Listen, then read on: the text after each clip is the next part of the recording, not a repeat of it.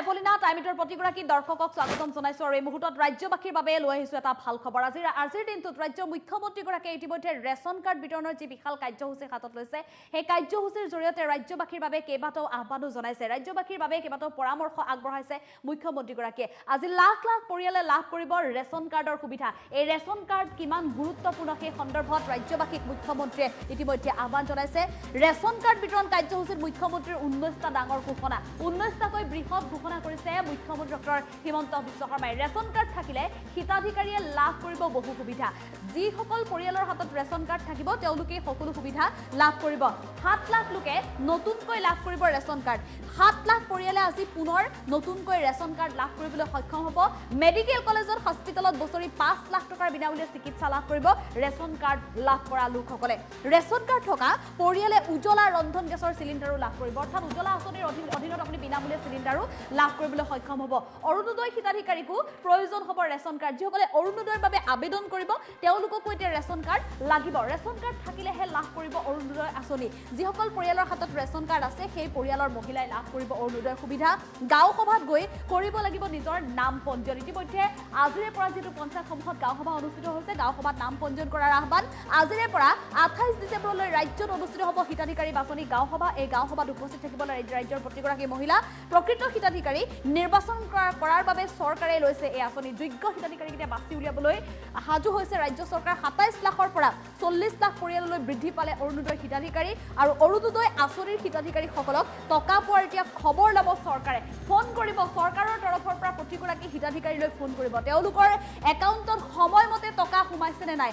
অৰুণোদয় আঁচনিৰ সুবিধা যিহেতু ৰাজ্যৰ বিভিন্ন প্ৰান্তৰ মহিলাসকলে লাভ কৰি আছে, কিন্তু সেই আঁচনিৰ সুবিধা তেওঁলোকে সময়মতে পাইছে নে নাই। ৰেচন কাৰ্ড যিসকলৰ আছে তেওঁলোকে পাব লাগিব অৰুণোদয় আঁচনিৰ সুবিধাও। গতিকে অৰুণোদয় আঁচনিৰ সুবিধা লাভ কৰিছে তেওঁলোকে সময়মতে পাইছে নে নাই সেই সন্দৰ্ভতো এতিয়া ৰাজ্য চৰকাৰৰ তৰফৰ পৰা ফোন কৰি পোনপটীয়াকৈ হিতাধিকাৰীসকলক সোধা হ'ব। আজিৰ দিনটোত 7 লাখ পৰিয়ালক যিটো ৰেচন কাৰ্ড বিতৰণ কৰিব মুখ্যমন্ত্ৰীগৰাকীয়ে ৰাজ্য চৰকাৰৰ তৰফৰ পৰা। গতিকে এই 7 লাখ পৰিয়ালক ৰেচন কাৰ্ড বিতৰণ কৰাৰ পূৰ্বে অৰুণোদয় হিতাধিকাৰীৰ পৰা আৰম্ভ কৰি ৰেচন কাৰ্ড হিতাধিকাৰী পৰ্যন্ত সকলোলৈকে দিলে 19টাকৈ বৃহৎ ঘোষণা কৰিছে। ৰেচন কাৰ্ডখন প্ৰকৃততে কিমান মূল্যৱান হয় সেই সন্দৰ্ভত মন্তব্য কৰিছে মুখ্যমন্ত্ৰীগৰাকীয়ে। কিন্তু ৰেচন কাৰ্ড থাকিলে সকলো লাভ কৰিব। গতিকে ৰেচন কাৰ্ড থাকিলেই তেওঁলোকে বিনামূলীয়া চিকিৎসা লাভ কৰিব 5 লাখ টকা পৰ্যন্ত। আৰু এইবাৰ আটাইতকৈ ভাল খবৰ যে পূৰ্বতে যিসকল ৰাজ্য চৰকাৰৰ চতুৰ্থ বৰ্গৰ কৰ্মচাৰী আছিলে তেওঁলোকে এই সুবিধা লাভ কৰাৰ পৰা বঞ্চিত হ'ব লগা হৈছিল, কিন্তু এতিয়া তেওঁলোকেও এই সুবিধা লাভ কৰিব। গতিকে প্ৰকৃত যিসকল যোগ্য হিতাধিকাৰী আছে সেই হিতাধিকাৰীসকলক তেওঁলোকৰ প্ৰাপ্য দিবৰ বাবে সাজু হৈছে। 27 লাখৰ পৰা 40 লাখ পৰ্যন্ত অৰুণোদয় আঁচনিৰ হিতাধিকাৰীও বৃদ্ধি কৰিবলৈ আগবাঢ়িছে। গতিকে অৰুণোদয় সংখ্যা বৃদ্ধি কৰিবলৈ হ'লে ৰেচন কাৰ্ড প্ৰদান কৰিব লাগিব। ৰেচন কাৰ্ড প্ৰদানৰ কাৰ্যসূচী ইতিমধ্যে আৰম্ভ হৈছে। ৰাজ্যৰ মুখ্যমন্ত্ৰীগৰাকীয়ে ৰেচন কাৰ্ড বিতৰণৰ আগমুহূৰ্ততে এই মন্তব্য কৰিছে, বৃহৎ ঘোষণা কৰিছে যে ৰাজ্য চৰকাৰৰ প্ৰতি দৰিদ্ৰ সীমাৰেখাৰ তলত বাস কৰা প্ৰতিগৰাকী যোগ্য হিতাধিকাৰীয়ে লাভ কৰিব লাগিব ৰেচন কাৰ্ডৰ সুবিধা। আৰু ৰেচন কাৰ্ডৰ সুবিধা লাভ কৰিবলৈ বিনামূলীয়া চিকিৎসাৰ পৰা আৰম্ভ কৰি অৰুণোদয়ৰ সুবিধা আৰু আয়ুষ্মান কাৰ্ডৰ সুবিধা, উজ্জ্বলা আঁচনিৰ সুবিধা, সকলো সুবিধা লাভ কৰিব। আৰু ইয়াৰ সমান্তৰালভাৱে অৰুণোদয় আঁচনিৰ যিসকল আবেদনকাৰী আছে বা যিসকল হিতাধিকাৰী আছে প্ৰত্যেককে আজিৰে পৰা অনুষ্ঠিত হোৱা গাঁও পঞ্চায়তত গাঁও সভা অনুষ্ঠিত হৈছে। গতিকে এই গাঁও সভাসমূহলৈ সকলোকে যাবৰ বাবে আহ্বান জনাইছে মুখ্যমন্ত্ৰীগৰাকীয়ে। আৰু এই সন্দৰ্ভত মুখ্যমন্ত্ৰীগৰাকীৰ মন্তব্য আছে, আমি মন্তব্য আগবঢ়াবলৈ চেষ্টা কৰিম।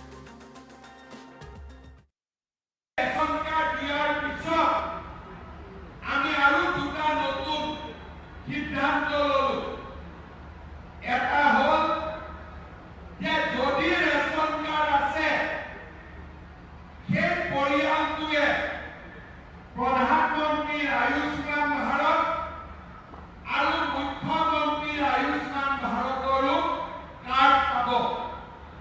আৰু যদি কাৰ্ড কিবা কাৰণত পোৱাও নাই, ৰেচন কাৰ্ডখন দেখুৱালে মেডিকেল কলেজ হস্পিটালত আমি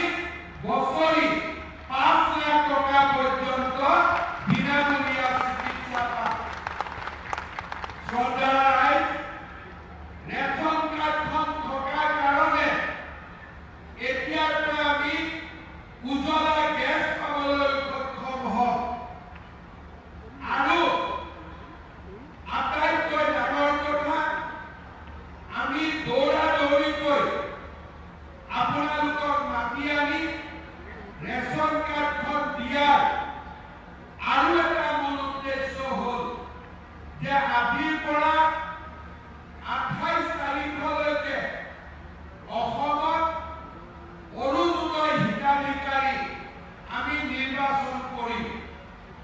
এইবাৰ অৰুণোদয় হিতাধিকাৰীজন যাতে ভুৱা হ'ব নোৱাৰে তাৰ বাবে অৰুণোদয়ক আমি ৰেচন কাৰ্ডৰ লগত জড়িত কৰিছোঁ। আজি এই 20 লাখ মানুহে ৰেচন কাৰ্ড পোৱাৰ বাবে 15 পৰা 28 তাৰিখলৈকে যি অৰুণোদয় হিতাধিকাৰী নিৰ্বাচনৰ বাবে গাঁও সভা অনুষ্ঠিত হ'ব, তাতেও আপোনালোকে নিজৰ নাম লিখুৱাব পাৰিব, আপোনালোকে নিজৰ নাম দিব পাৰিব। আগতে যি অৰুণোদয় পাই আছিলে সেই অৰুণোদয় ব্যৱস্থা আজিৰ পৰা পৰিৱৰ্তন হ'ব। আগতে অৰুণোদয় পাবৰ কাৰণে ৰেচন কাৰ্ড নালাগিছিল। আজিৰ পৰা যি নতুন নিৰ্বাচন হৈ আছে তাত অৰুণোদয় পাবৰ কাৰণে ৰেচন কাৰ্ডৰ প্ৰয়োজন হ'ব।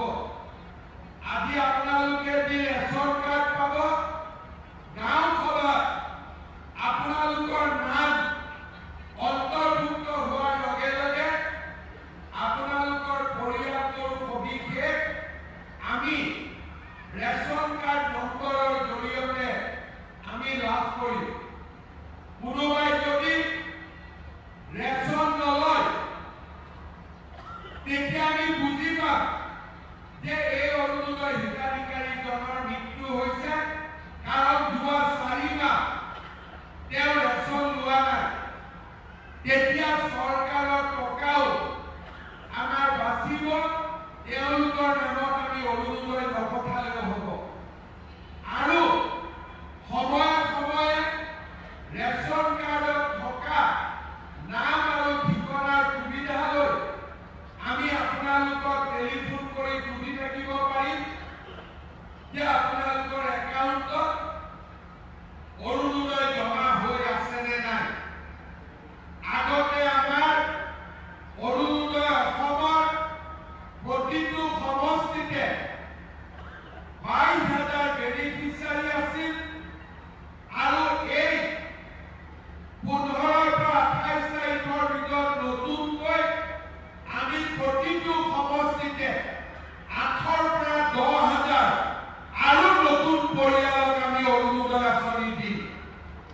ইয়াৰ ফলত আগতে আমাৰ ৰাজ্যত 27 লাখ লোকে অৰুণোদয় আঁচনি পাই আছিল।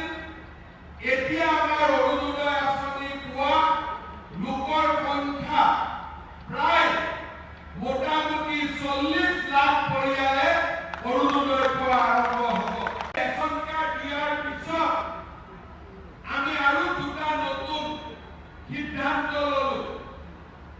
এটা হ'ল যে যদি ৰেচন কাৰ্ড আছে সেই পৰিয়ালটোৱে প্ৰধানমন্ত্ৰীৰ আয়ুষ্মান ভাৰত আৰু মুখ্যমন্ত্ৰীৰ আয়ুষ্মান ভাৰতৰো কাৰ্ড পাব। আৰু যদি কাৰ্ড কিবা কাৰণত পোৱাও নাই, ৰেচন কাৰ্ডখন দেখুৱালে মেডিকেল কলেজ হস্পিটালত আমি বছৰি 5 লাখ টকা পৰ্যন্ত বিনামূলীয়া চিকিৎসা পাম। শ্ৰদ্ধা ৰাইজ, ৰেচন কাৰ্ডখন থকাৰ কাৰণে এতিয়াৰ পৰা আমি উজ্বলা গেছ পাবলৈ সক্ষম হ'ম। আৰু আটাইতকৈ ডাঙৰ কথা, আমি দৌৰা দৌৰিকৈ আপোনালোকক মাতি আনি ৰেচন কাৰ্ডখন দিয়াৰ আৰু এটা মূল উদ্দেশ্য হ'ল যে আজিৰ পৰা 28 তাৰিখলৈকে অসমত অৰুণোদয় হিতাধিকাৰী আমি নিৰ্বাচন কৰিম। এইবাৰ অৰুণোদয় হিতাধিকাৰীজন যাতে ভুৱা হ'ব নোৱাৰে